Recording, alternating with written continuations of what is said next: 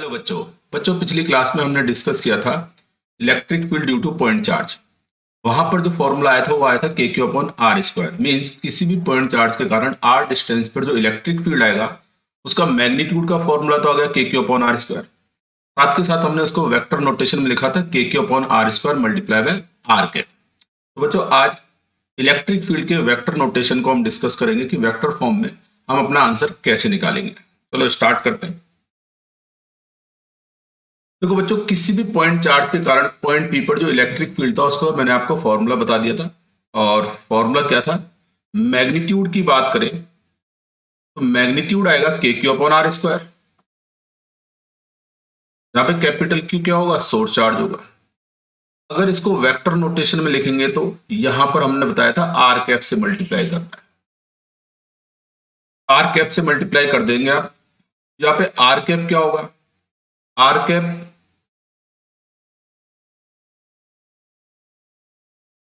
देखो, r cap की value जो लिखी थी वो आएगा vector r divided by magnitude of r. ठीक है, तो जो वेक्टर आर है इसके बारे में जानना जरूरी है, इसके बारे में थोड़ी सावधानी रखनी जरूरी है। यहां पर वेक्टर आर होगा पोजीशन ऑफ पी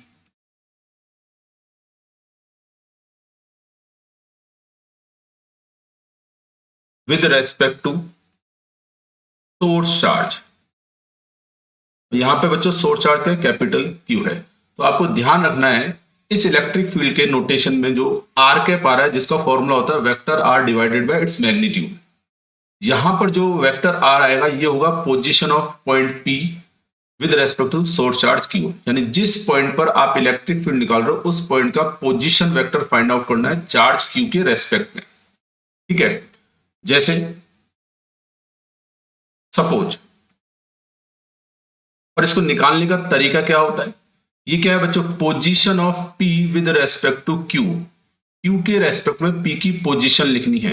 यानी मेरे को वेक्टर आर आगे जाके कहीं ना कहीं न्यूमेरिकल में आई कैप जे कैप और के कैप के टर्म्स में लिखना पड़ेगा। तो ज्यादातर बच्चे मिस्टेक कर देते हैं। तो यहां पर इसको ध्यान रखना है आपको, position of p with respect to q के लिए आप क्या करेंगे? पी का जो पोजीशन वेक्टर आएगा उसमें से क्यू के पोजीशन वेक्टर को माइनस कर देंगे। ये वेक्टर में भी हम कहीं ना कहीं पोजीशन वेक्टर पढ़ाते हैं। यहाँ पे जिस पॉइंट के रेस्पेक्ट में हम दूसरे पॉइंट का पोजीशन लिख रहे हैं तो उस दूसरे पॉइंट के कोऑर्डिनेट में से पहले वाले पॉइंट के कोऑर्डिनेट माइनस करते हैं। तो देखो यहाँ पर ये फॉर्मूला अगर आपने याद रखा तो आपके न्यूमेरिकल में कभी भी कोई गलती नहीं होगी, क्योंकि बच्चा जनरली यहाँ पर क्या करता है, फॉर्मूला से याद है के q upon r square multiply by r cap, लेकिन वो पोजीशन वेक्टर आर गलत निकाल लेता है जिससे उसका आंसर गलत हो जाता है। जिसके लिए बिल्कुल सिंपल सा तरीका है, जिस पॉइंट पर आप इलेक्ट्रिक फील्ड निकाल रहे हो उस पॉइंट के कोऑर्डिनेट में से सोर्स चार्ज के कोऑर्डिनेट माइनस कर दो तो उससे आपको मिल जाएगा vector r in terms of i cap j cap और के कैप। ठीक है, तो ये याद रखना है r p minus r q. ठीक है, क्लियर है बच्चों? चलो इसको समझने के लिए हम दो अलग अलग तरह के एग्जाम्पल लेते हैं, इलस्ट्रेशन लेते हैं, उनसे देखते हैं। देखो पहला सवाल, पहला एग्जाम्पल क्या कह रहा है बच्चों? चार्ज कैपिटल क्यू, एक चार्ज है जिसकी वैल्यू दे रखी है -2 microcoulomb is placed at origin, find electric field at a point 3 metre, 4 metre, 0। Means जिस पॉइंट पर इलेक्ट्रिक फील्ड फाइंड आउट करना है उसका एक्स कोऑर्डिनेट है 3 मीटर, वाई कोऑर्डिनेट 4 मीटर और जेड कोऑर्डिनेट हो गया 0। ठीक है, पिछले लेक्चर में मैंने आपको बता दिया था जब आप इलेक्ट्रिक फील्ड के वेक्टर फॉर्म वाले फॉर्मूले को अप्लाई करोगे तो वहां पे चार्ज की वैल्यू प्रॉपर साइन के साथ रिप्लेस करनी है। ठीक है, यहां पर ये वाला जो फॉर्मूला है electric field is equal to k q upon r square multiply by r cap. ये जो चार्ज कैपिटल क्यू है जिसको हम बोलते हैं सोर्स चार्ज, तो बच्चों इसकी वैल्यू प्रॉपर साइन के साथ रिप्लेस करनी है। मतलब अगर सोर्स चार्ज प्लस दिया है तो कोई दिक्कत ही नहीं है, वैल्यू पुट कर दो। अगर सोर्स चार्ज नेगेटिव दिया है तो प्रॉपर नेगेटिव साइन के साथ वैल्यू पुट करेंगे। ठीक है, तो पहली सावधानी आपको पता होनी चाहिए कि कैपिटल क्यू की वैल्यू जो भी आएगी वो प्रॉपर साइन के साथ रिप्लेस करनी होगी।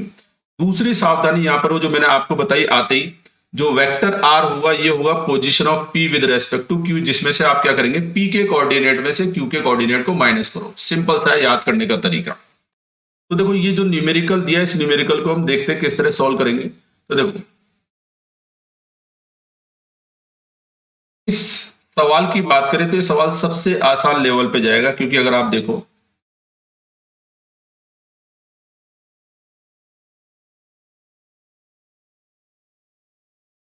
देखो चार्ज जो है बच्चों वो ओरिजिन पे रखा हुआ है। जो चार्ज कैपिटल क्यू है ओरिजिन पे रखा है तो उसके कोऑर्डिनेट होंगे 0 0।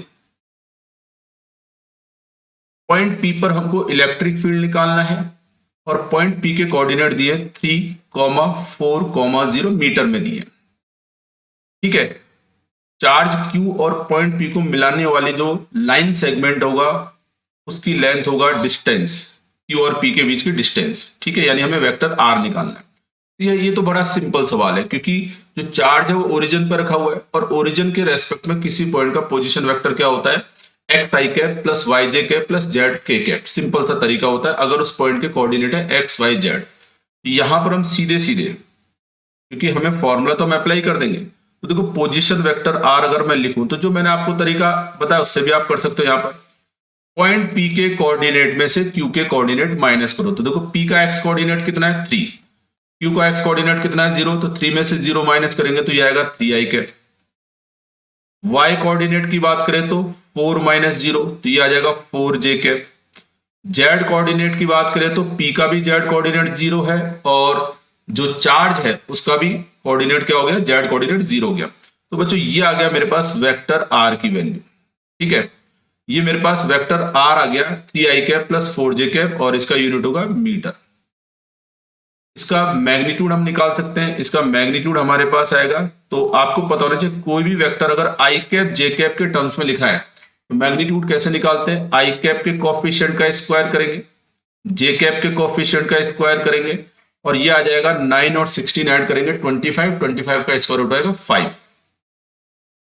ठीक है, प्लस माइनस आएगा, लेकिन हम डिस्टेंस की बात कर रहे हैं तो डिस्टेंस हमेशा क्या होगी, पॉजिटिव। या वेक्टर होगा, उस वेक्टर का मैग्नीट्यूड की बात करें तो मैग्नीट्यूड हमेशा पॉजिटिव होता है। ये मेरे पास आर आ गया मेरे पास 5 मीटर और position vector, position of point p with respect to q आ रहा है 3 i cap plus 4 j cap. चलो अब फॉर्मूला क्या है इलेक्ट्रिक फील्ड का, तो देखो बच्चों फॉर्मूला है इलेक्ट्रिक फील्ड का, मैग्नीट्यूड हमेशा होता है के q upon r square. Vector notation में रिप्रेजेंट करने के लिए मैं इसको आर कैप से मल्टीप्लाई करूंगा, लेकिन अभी थोड़ी देर पहले मैंने आपको बताया था आर कैप का फॉर्मूला क्या होगा, position vector r divided by magnitude, r का मैग्नीट्यूड। ये एक और फॉर्मूला यानी है वही पहले वाला फॉर्मूला, उसको थोड़ा सा मॉडिफाइड करके आप इसको भी याद रख सकते हो। ये बनेगा के q upon r q multiply by position vector r. हमने सारी वैल्यू कैलकुलेट कर ली है, हमने पोजीशन वेक्टर कैलकुलेट कर लिया, सिर्फ वैल्यू पुट करनी है। तो देखो के की वैल्यू होती है 9 इंटू 10 पावर 9 ऐसा यूनिट में। चार्ज हमें देखो बच्चों कितना दिया है, देखो चार्ज की वैल्यू हमेशा प्रॉपर साइन के साथ में रिप्लेस करनी चाहिए। तो बच्चों चार्ज दिया है -2 माइक्रोकुलम। ठीक है, तो चार्ज की वैल्यू यहां रखेंगे प्रॉपर साइन के साथ में, तो माइनस आएगा क्योंकि बच्चों ये माइक्रोकुलम है, तो ये हो जाएगा 2 इंटू 10 पावर -6 कुलाम में कन्वर्ट कर दिया। आर की बात करें तो बच्चों आर हमारे पास देखो वेक्टर आर आ रहा है 3 i cap plus 4 j cap और इसका मैग्नीट्यूड आ रहा है 5 मीटर। तो आर का जो मैग्नीट्यूड है वो रिप्लेस कर दिया, ये होगा 5 की पावर 3 हो जाएगा। ठीक है, और वेक्टर आर भी रिप्लेस कर देते हैं, तो दोबारा देख लो वेक्टर आर की वैल्यू है 3 i cap plus 4 j cap, ये हो जाएगा 3 i cap plus 4 j cap. बस इसके बाद आपको सिंप्लीफाई इसको सॉल्व करना और हमारा आंसर आ जाएगा। बस आपको ध्यान क्या करना है, जब भी आप इलेक्ट्रिक फील्ड कैलकुलेट करते हो वेक्टर नोटेशन में, तब आपको पोजीशन वेक्टर बड़ी सावधानी से निकालना पड़ेगा। ठीक है, मैग्नीट्यूड निकालने में कोई दिक्कत नहीं, के क्यू अपॉन आर स्क्वायर। ठीक है, मैग्नीट्यूड में कोई प्रॉब्लम नहीं आएगी। दिक्कत कब आती है, जब हम वेक्टर नोटेशन की बात करते हैं, चाहे कूलॉम फोर्स की बात करें चाहे इलेक्ट्रिक फील्ड की बात करें। तो इसको हम सिंप्लीफाई कर सकते हैं। देखो 9 को 2 से मल्टीप्लाई करेंगे तो 18 हो जाएगा, माइनस बाहर आ जाएगा, 5 का क्यूब करेंगे तो 125 हो जाएगा बच्चों। और ये देखो 10 पावर 9 है और 10 पावर -6 पावर ऐड कर दो तो 9 में से 6 गया तो 10 पावर 3 आ जाएगा।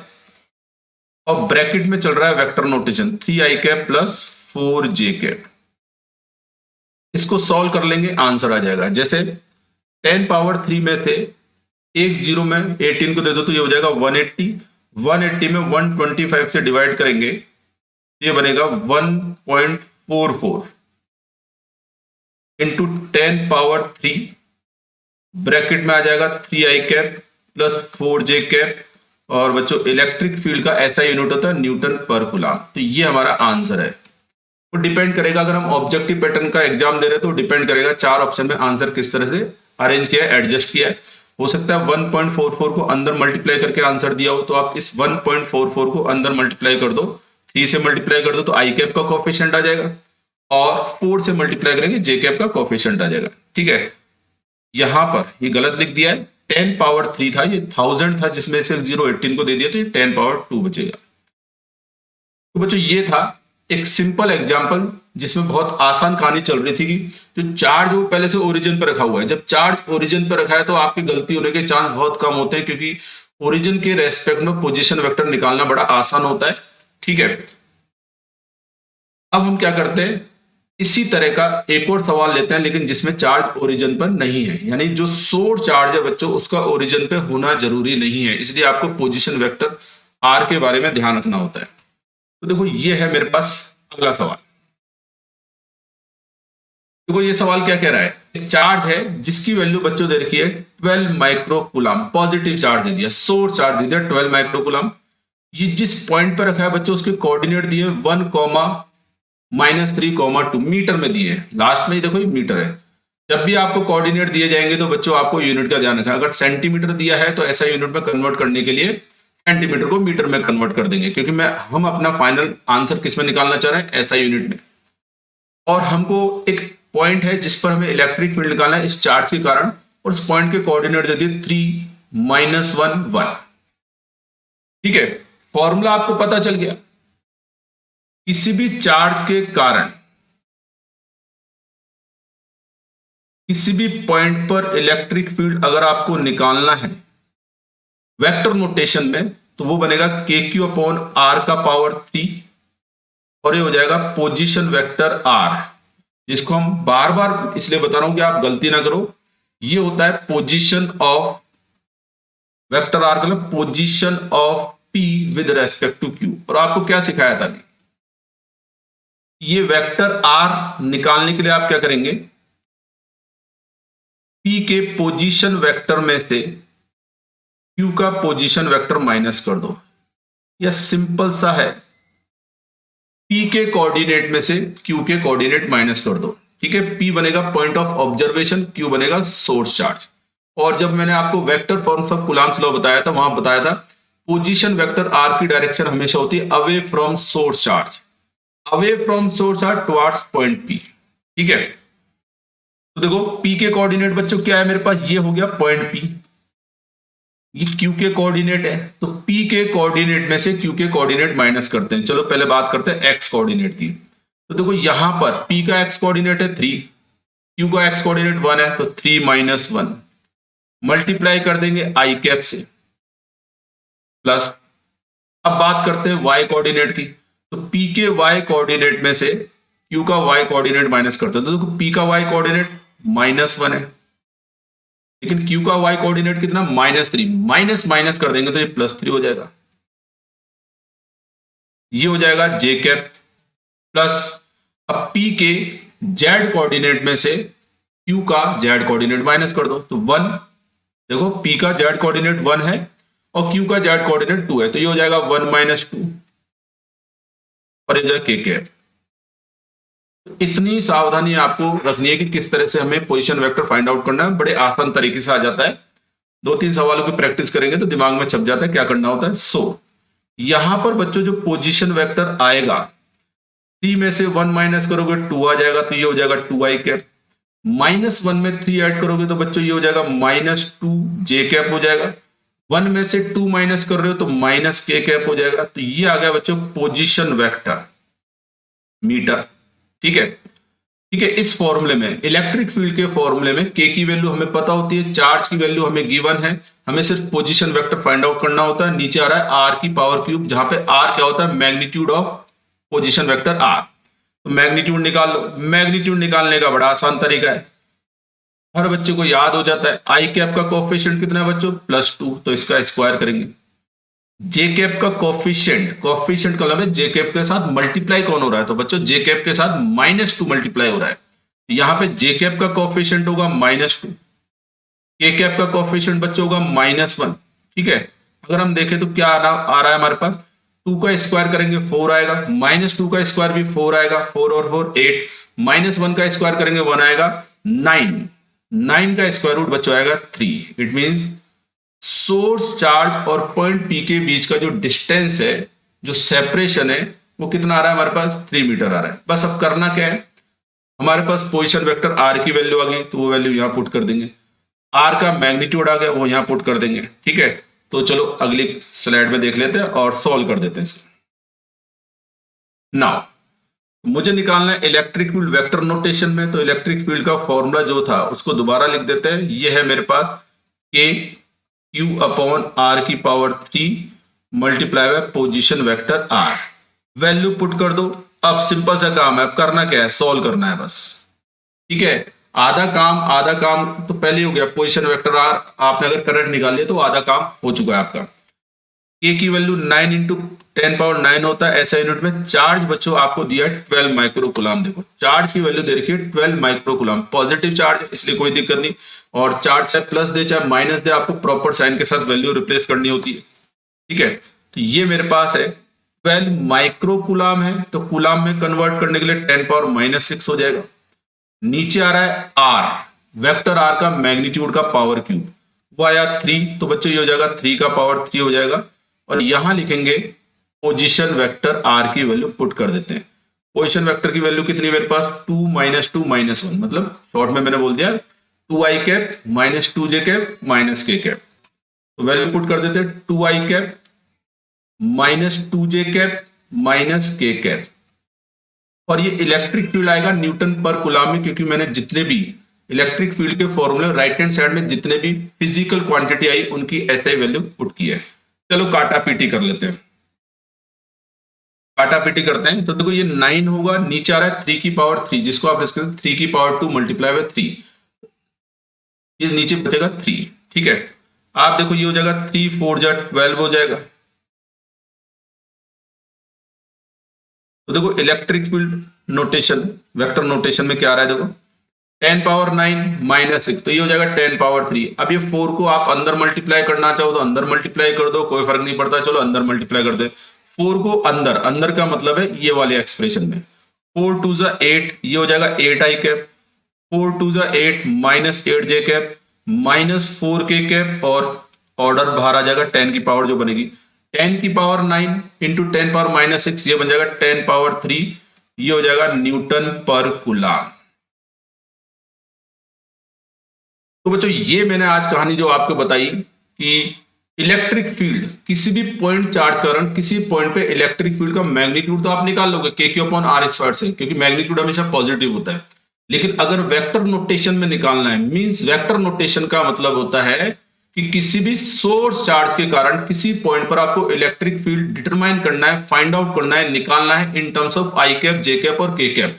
तो उसके लिए आपको हमेशा पोजीशन वेक्टर सही तरीके से निकालना होगा, वो मैंने आपको सिखा दिया। ठीक है, तो बच्चों मिलते हैं अगले लेक्चर में। अगले लेक्चर में हम डिस्कस करेंगे न्यूट्रल पॉइंट और सिस्टम ऑफ चार्जेस का इक्विलिब्रियम की बात करेंगे। प्रिंसिपल ऑफ सुपरपोजिशन बहुत इंपॉर्टेंट फैक्टर होता है, जैसे कूलम्स लॉ में हमने डिस्कस किया था कि मल्टीपल चार्जेस के कारण किसी पॉइंट पर किसी भी चार्ज पर फोर्स कैसे निकालें। सेम पैटर्न पर हम, मेरे पास एक से ज्यादा चार्ज है, 2 चार्ज हो गए, 3 चार्ज हो गए, 10 हो गए, उनके कारण किसी भी पॉइंट पर अगर नेट इलेक्ट्रिक फील्ड अप्लाई करना है तो वहां पर भी हम अप्लाई करते हैं प्रिंसिपल ऑफ सुपरपोजिशन। तो बच्चों मिलते हैं अगली क्लास में। ठीक है, मिलते हैं, थैंक यू वेरी मच।